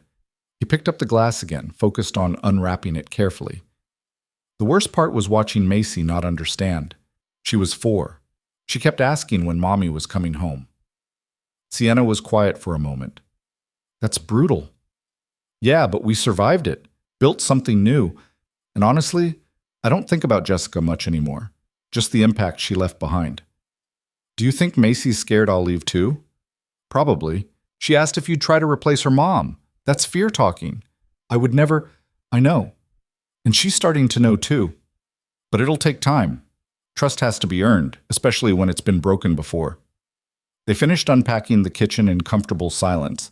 Around 11, Caleb realized he should probably get Macy home, but the thought of leaving felt wrong somehow.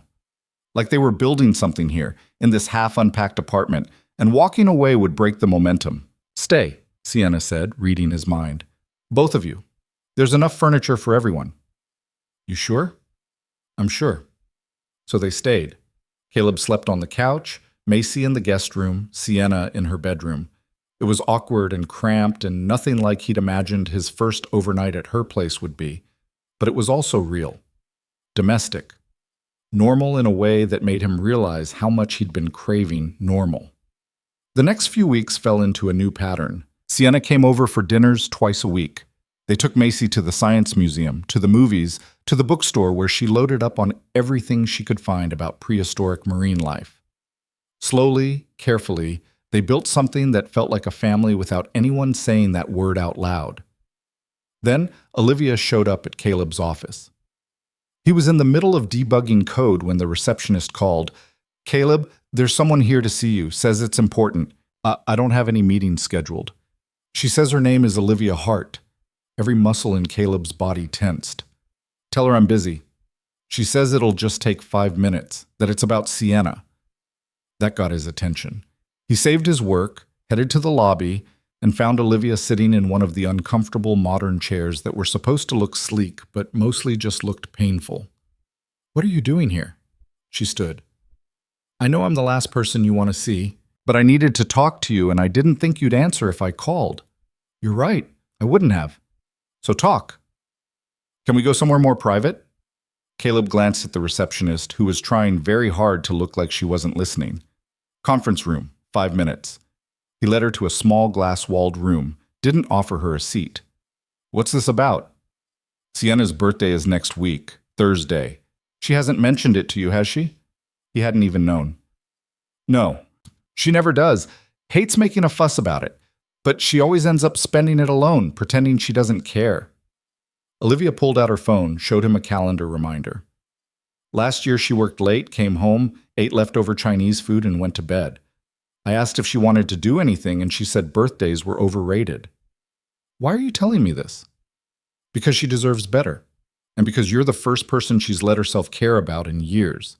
If anyone's going to change her terrible birthday tradition, it should be you. Caleb studied Olivia, trying to figure out the angle, but she looked genuine. No performance, no drama, just someone trying to do right by a friend she'd wronged in other ways. How do you even know about us? He asked. I thought Sienna blocked your number. She unblocked me, after my mom's stroke. We've been talking, not like before, but we're working on being friends again, real friends this time. And she's okay with you being here? She doesn't know I'm here. This is me trying to help without her knowing because she's stubborn and won't accept help directly. Caleb leaned against the table. What would you suggest? Something small, nothing elaborate or public. Maybe dinner at her place with people she actually cares about. Jenna, her brother if he's in town, you and Macy. Just acknowledgement that she matters. It was a good idea. Simple, thoughtful. Exactly the kind of thing Sienna would never ask for, but secretly want. I'll think about it.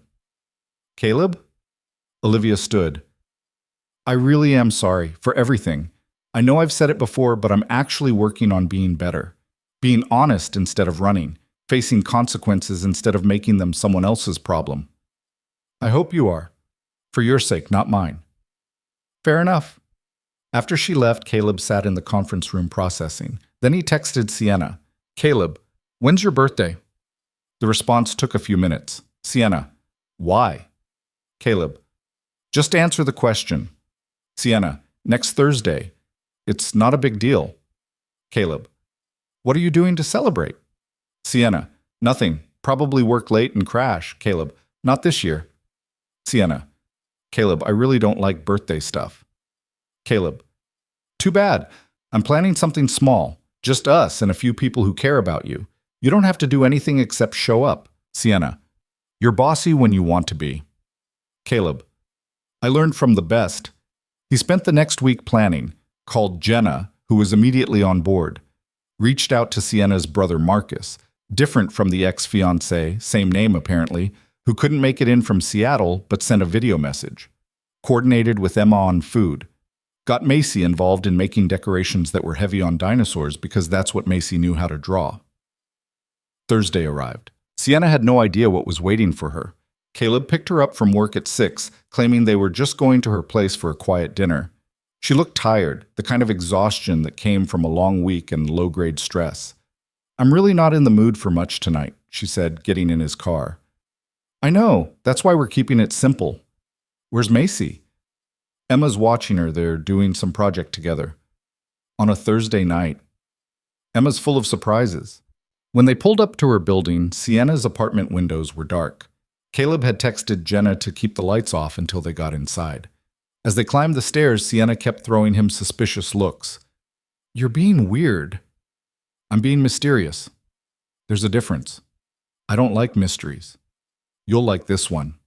He unlocked her door. She'd given him a key 2 weeks ago and flipped on the lights. Surprise! Sienna jumped about a foot. Jenna, Emma, Mike, and Macy were spread around the living room, which was decorated with streamers that were indeed mostly dinosaur-themed. A cake sat on the counter, homemade by Emma, with Happy Birthday Sienna in slightly wonky frosting letters. What is this? Sienna looked between them all, landing on Caleb with something between shock and emotion. This is us celebrating you, he said simply. Because you matter, and because birthdays shouldn't be spent alone eating leftover Chinese food. How did you... She shook her head. Olivia told you. She did. And before you get mad, she was trying to help. I'm not mad. Sienna's voice was thick. I'm just not used to this. Macy ran over, holding a card made from construction paper. I made this. It has a stegosaurus because you said that was your favorite when I asked last week. Sienna opened the card. Inside, in careful 7-year-old handwriting, Happy birthday. You're nice and good at math. Love, Macy. This is perfect, Sienna said, her eyes suspiciously bright. Thank you. They spent the evening eating Emma's cooking, lasagna, garlic bread, salad, and talking about nothing important. Jenna told embarrassing college stories. Mike discussed his latest home improvement disaster. Macy showed everyone her progress on the dinosaur mural plan, complete with sketches and measurements. When it came time for cake, Emma dimmed the lights and brought out the candles. Everyone sang, slightly off-key and enthusiastic. Sienna closed her eyes, made a wish, and blew them out in one breath. What did you wish for? Macy asked. Can't tell you. Then it won't come true. That's a myth. Wishes come true based on actions, not secrecy. When did you get so wise? I've always been wise, Macy said, echoing her favorite phrase. People just don't notice.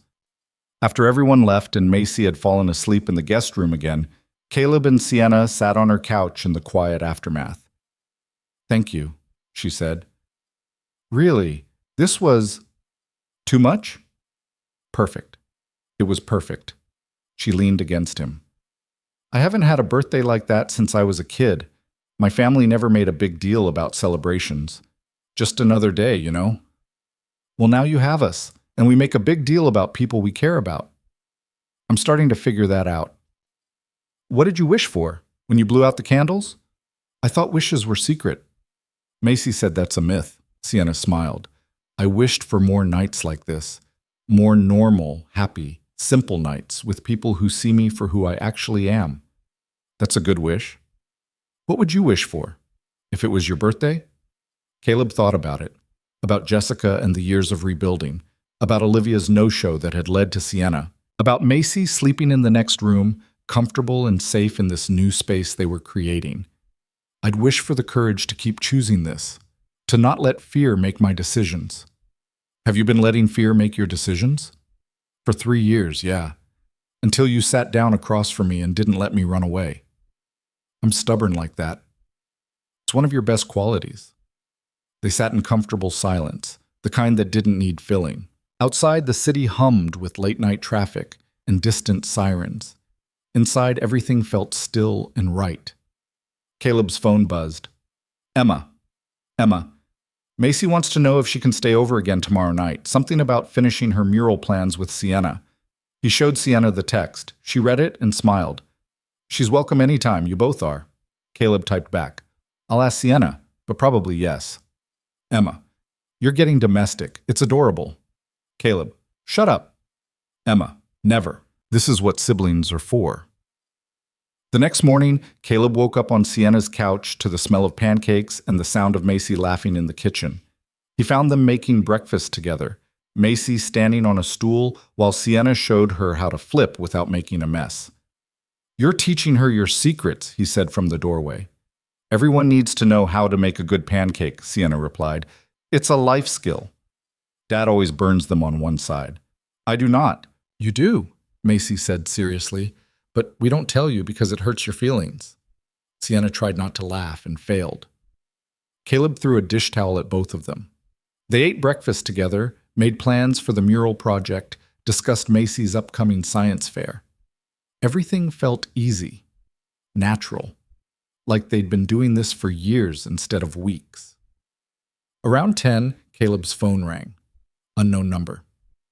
He almost didn't answer, but something made him pick up. Is this Caleb Turner? Yeah. Who's this? This is Margaret Hart, Olivia's mother. Caleb's stomach dropped. He moved into the living room for privacy. Mrs. Hart, how are you feeling? Much better, thank you. I'm calling because Olivia told me what happened. About the date she missed, about you helping at the hospital, about how kind you've been despite everything. It's not... Please, let me finish. My daughter has made many mistakes. I've watched her sabotage good things her whole life because she's afraid of failing, but she's trying to do better now. Really trying. And I wanted to thank you for giving her the chance to apologize properly, for not holding her worst moments against her forever. Caleb didn't know what to say. I appreciate you calling, but honestly, Olivia and I have moved on. We're okay. I know. She told me about Sienna, about how happy you seem. Margaret paused. I just wanted you to know that sometimes the worst things lead to the best outcomes. If my daughter had shown up that night, you might never have found something real. That's very philosophical, Mrs. Hart. I'm old. I'm allowed to be philosophical. She laughed, a warm sound that reminded him Olivia came from somewhere good, even if she'd gotten lost along the way. Take care of yourself, Caleb, and that little girl of yours. After she hung up, Caleb sat with the conversation. Margaret was right. If Olivia had shown up, if everything had gone according to plan, he'd have dated someone fundamentally wrong for him, would have wasted time trying to make something work that was doomed from the start. Instead, he had this. Sienna in the kitchen teaching his daughter to make pancakes. A relationship built on honesty instead of performance. A future that felt possible instead of terrifying. Everything okay? Sienna asked, appearing in the doorway. Yeah. Just Olivia's mom thanking me for being decent. That's nice of her. It was. Made me think about how weird life is. How the worst night turned into the best thing. Sienna came over, sat next to him. You don't regret any of it? The embarrassment, the radio thing, all the drama? Not even a little bit, because it led here. That's really sappy. Doesn't make it less true. She kissed him, soft and certain. From the kitchen, Macy yelled, You guys are being gross again. Get used to it, they yelled back in unison. The weeks turned into months. Fall faded into winter. The mural got painted, a Cretaceous seascape with scientifically accurate mosasaurs and plesiosaurs that took 6 weekends and approximately 1,000 arguments about proper scale. Macy started bringing homework to Sienna's place automatically. Caleb kept a drawer at her apartment. They fell into rhythms that felt like forever instead of just beginning. On a Friday in December, Caleb came home from work to find Sienna's car in his driveway. She had a key now, used it freely, and he loved coming home to find her already there. Inside, she and Macy were at the dining room table surrounded by craft supplies. What's happening here? We're making ornaments, Macy explained. Sienna's never had a real Christmas tree. Can you believe that? Never? Sienna shrugged. My family wasn't big on decorations. We just did dinner and presents, very minimal. That's sad, Macy declared. Everyone needs a real tree with ornaments and lights and everything. I'm learning that. Caleb looked at them, at the glitter already spreading across his dining room table, at his daughter teaching someone else about traditions that mattered to her. Something warm and full expanded in his chest. So I guess we're getting a tree this weekend. Obviously, Macy said. A big one, with lots of lights. They went tree shopping on Saturday, picked out a 7-foot Douglas fir that barely fit in Caleb's living room, spent the afternoon decorating while Christmas music played, and Macy directed everyone with the authority of someone who'd been doing this her whole life. Ornaments need to be evenly distributed, she insisted, not all bunched up in one spot. Yes, ma'am, Sienna said, moving the one she'd just placed. And lights go on first, then ornaments, then tinsel. That's the right order. How do you know so much about Christmas trees? Sienna asked. Dad taught me. His mom used to be really into decorating. Caleb felt the familiar pang. His mother had died when Macy was 3, right before Jessica left. Those 2 losses back to back had nearly broken him, but they'd survived, built new traditions, found ways to carry forward the good parts while letting go of the pain. Grandma would have liked you, Macy said suddenly to Sienna. Yeah? Yeah, she liked people who were honest, who didn't pretend to be something they weren't. Sienna's eyes met Caleb's over Macy's head. He saw the emotion there, the weight of being included in their history. That's the nicest thing anyone said to me in a long time, Sienna said. When the tree was finished, they stood back to admire it. The lights twinkled, ornaments caught the reflection, and it looked exactly like Christmas should look. Perfect, Macy declared. Now we take a picture. She set up her tablet, programmed the timer, and made them all squeeze together in front of the tree. The photo captured them mid-laugh, slightly blurry, completely imperfect. That's the one, Macy said, looking at the screen. That's our family picture. The word hung in the air. Family. Not dad and daughter and dad's girlfriend. Just family. Simple and true, and bigger than any of them had expected it to become. Yeah, Caleb said quietly. That's our family picture. That night, after Macy was asleep, Caleb and Sienna sat on the couch looking at the tree lights. She called us family, Sienna said. I noticed. That's huge. It is. Are you okay with that? Caleb turned to face her. I'm more than okay with it. I'm ready for it. Ready for what exactly? For this. For us. For building something permanent instead of just seeing where things go. He took her hand. I know it's fast. I know people would say we should wait longer, but I don't want to waste time being careful when I already know what I want. What do you want? You. Here. Part of our lives in every way, not just sleepovers and dinner dates. Real, committed. This is our life together. Sienna was quiet for a moment. I want that too. But Caleb, I need you to be sure, because Macy's involved now. If we do this and it doesn't work, it's not just us who gets hurt. I'm sure. More sure than I've been about anything since the day Macy was born. Okay, then let's do it. Let's be a family. They kissed, soft and certain, while the Christmas lights blinked around them, and upstairs Macy slept peacefully, safe in the knowledge that her world was growing instead of shrinking. 6 months later, Sienna moved in officially. They combined households, merged routines, figured out how 3 people could share space without driving each other crazy. It wasn't always smooth. There were arguments about bathroom time and whose turn it was to do dishes and whether Macy could have a bearded dragon. Still no, but the campaign continued. But it worked. They made it work because they wanted to, because they'd all chosen this, because sometimes the best families were the ones you built instead of the ones you were born into. On a warm Saturday in June, Caleb proposed in the backyard while Macy helped him build a garden bed for vegetables they'd probably forget to water properly. Sienna said yes before he'd finished asking, and Macy cheered like her team had just won the championship.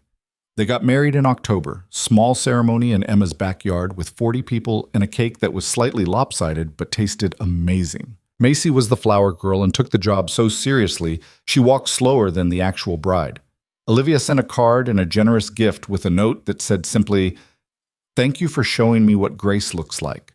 Be happy." They were happy. Not perfect, not without struggles, but happy in the way that real life allowed. Macy started third grade with Sienna on the emergency contact list.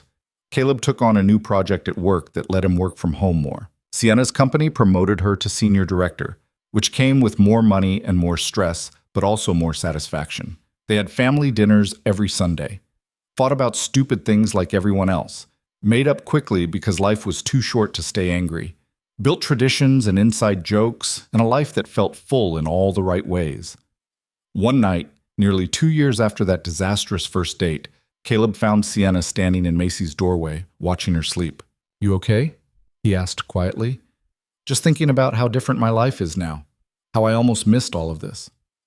Because of one canceled date? Because of a lot of canceled dates, a lot of being too scared to try, a lot of choosing safe over real. She turned to him. "Then you sat in that restaurant waiting for someone who didn't deserve your patience, and something in me just knew I had to meet you.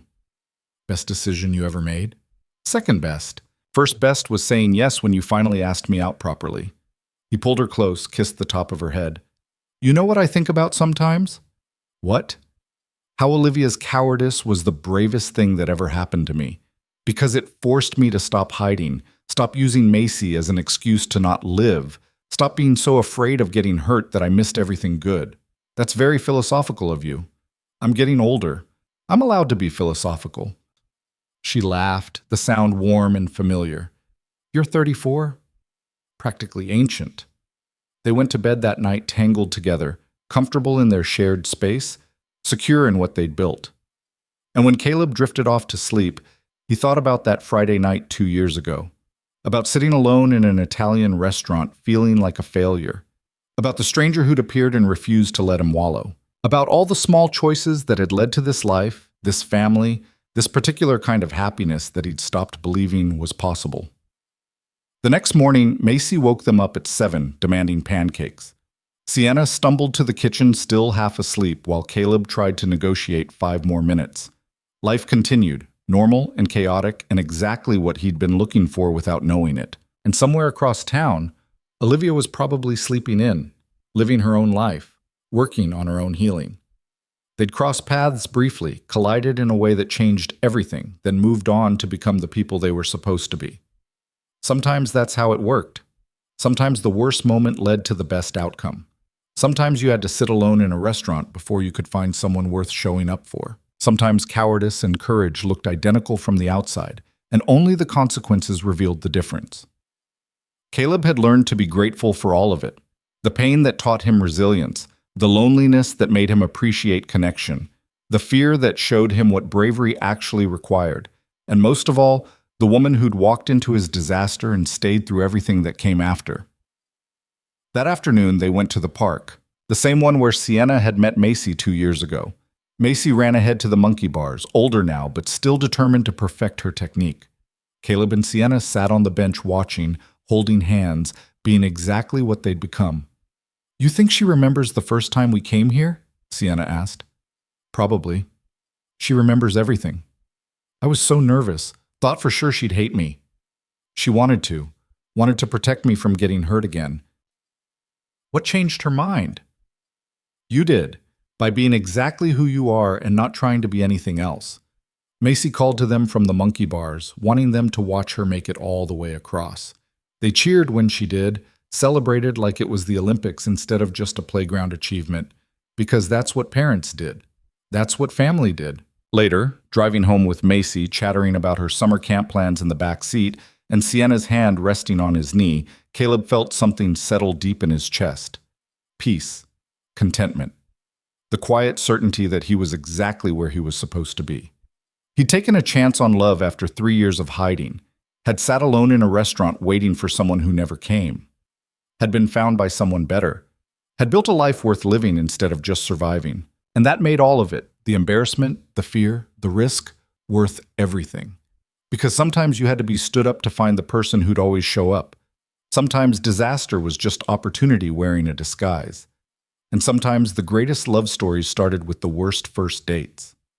Caleb pulled into their driveway, helped Macy out of the car, followed Sienna inside their house, their home, their life. And he smiled, knowing that every day forward would be built on the foundation of that one terrible, wonderful night when everything changed. The night someone didn't show up and someone else did. The night he learned that second chances came in unexpected forms. The night his real life finally began.